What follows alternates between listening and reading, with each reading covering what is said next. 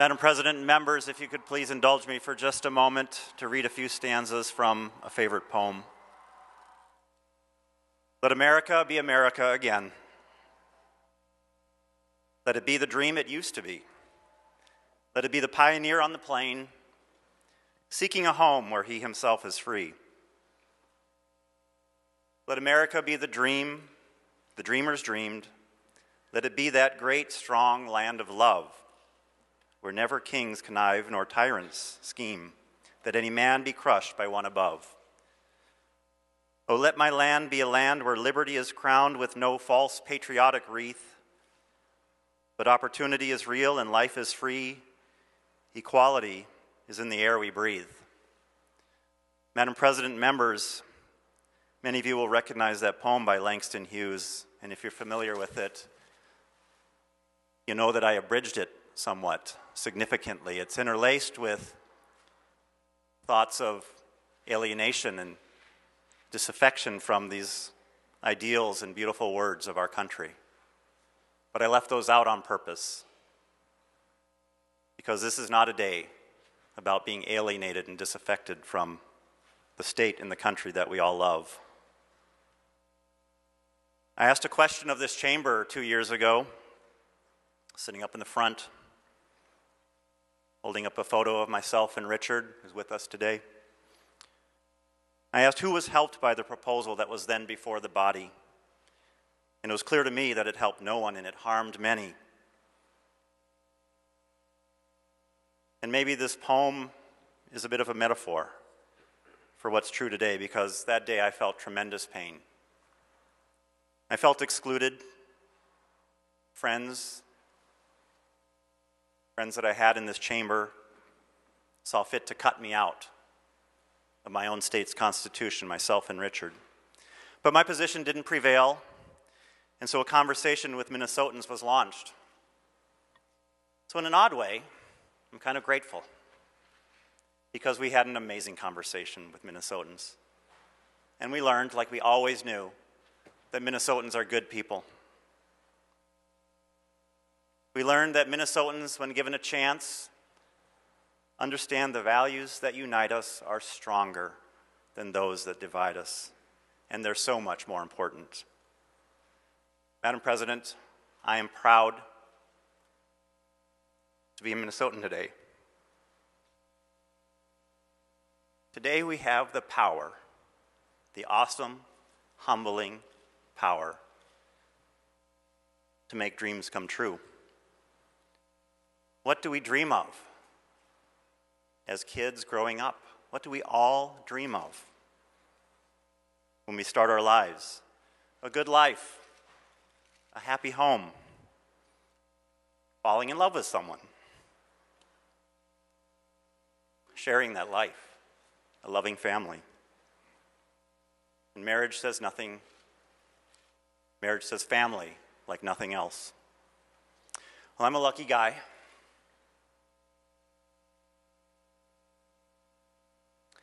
I've met the person I can't live without. Richard and I have a love that I can't even begin to describe. And we have a loving and supportive family. And because of our marriage in California in 2008, our family had a transformation and formed a connection. They had been so supportive of us all throughout, but through that celebration and that ritual, a connection and an understanding to us came about that we didn't anticipate. And we've been supported through triumphs and through adversity. And as a strong couple, we've been able to provide support to our family. Most recently, last Thursday morning, we had the unbelievable joy of the arrival of a brand new great nephew, Lucho. Rejoicing we had. But here in Minnesota, Richard and I are legal strangers to each other. How can that be okay? Colleagues, you know and love so many people in your lives just like Richard and me. Good, hardworking Minnesotans, playing by the rules, trying to build a good life, taking care of each other, raising kids, contributing in so many ways to their communities. Members, I've heard a lot of things said today. I promise you, nothing will change. We are redefining nothing. We are joining and affirming the thing we all cherish and prize and value the most.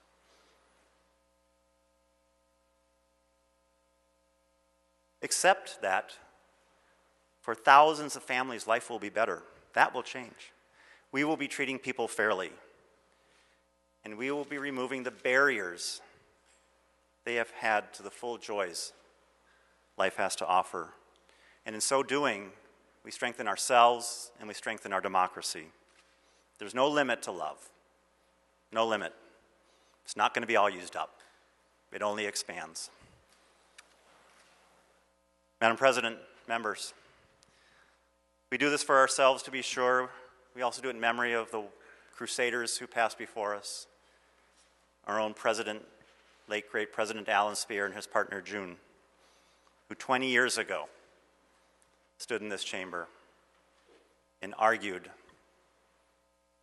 that the Human Rights Act be expanded to recognize him and his life and his ability to freely access the opportunities and prosperity that Minnesota has to offer. I was in the chamber that day. Then I got to go over to the House chamber and watch Karen Clark lead the effort in the House, the victorious effort in the House. And Jack Baker and Mike McConnell, 20 years ago, or more than 20 years ago, it was in 1970, tried to get married but were rebuffed by the courts and laws of our state. Or we have Doug Benson, his partner Dwayne. Doug stands at the top of the steps with the iPad saying marriage. They're here today too. And they're currently trying to pursue their rights in court, but after today they're not going to have to. Sharon Kowalski and Sharon Thompson, Minnesotans who over 20 years ago were torn apart in their moment of crisis, their darkest moment, darkest hour, torn apart from each other because of the laws of our state. Or my young friend Aaron and his fiancée Kevin, we're going to get married on August 1st. And they're here today. But members, think of the thousands of young people, or even those who aren't yet even born. They'll be raised in a Minnesota where they can grow up and fall in love, decide to share and build a life with that person, and the excitement they'll be able to have when they race home to tell mom and dad, or mom and mom, or dad and dad, that they're going to get married and they're going to have a wedding, and their families will celebrate and rejoice and agree to support them and hold them accountable as a couple and as a family. Members, we do this for the people we hear outside in the halls of this great hall, the People's Building, who are here on both sides.